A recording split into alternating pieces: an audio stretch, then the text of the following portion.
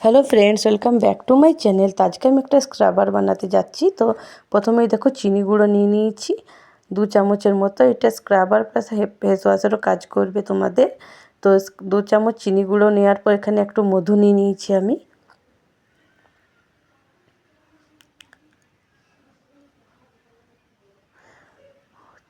চিনি আর মধুটাকে ভালো করে মিক্স করে নেব একসাথে।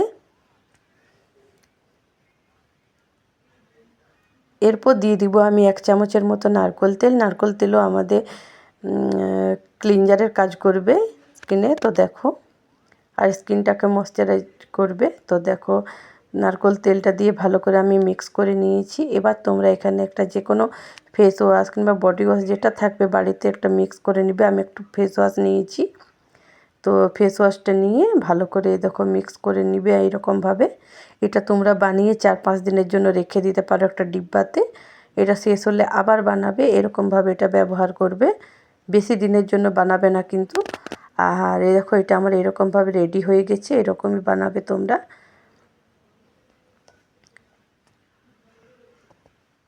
এবার এটাকে আমি লাগিয়ে দেখাবো তোমাদেরকে।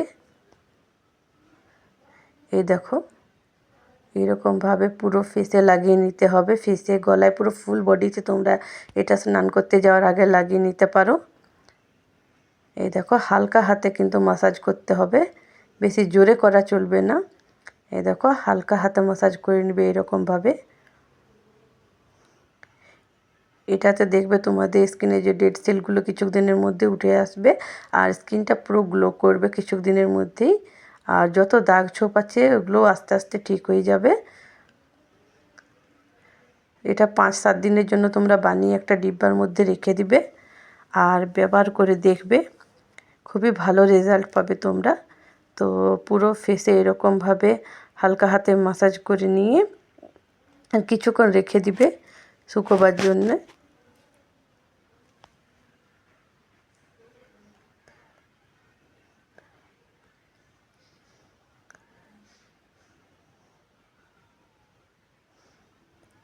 এই দেখো, এরকমভাবে যখন হালকা দেখবে শুকিয়ে আসছে, তখন তোমরা এটা ধুয়ে দিবে। আমি ধুয়ে এসে তোমাদেরকে দেখাচ্ছি। এই দেখো, আমি ধুয়ে এসেছি। এরকমভাবে তোমরা এটাকে প্রতিদিনই লাগাতে পারো, খুবই ভালো রেজাল্ট পাবে।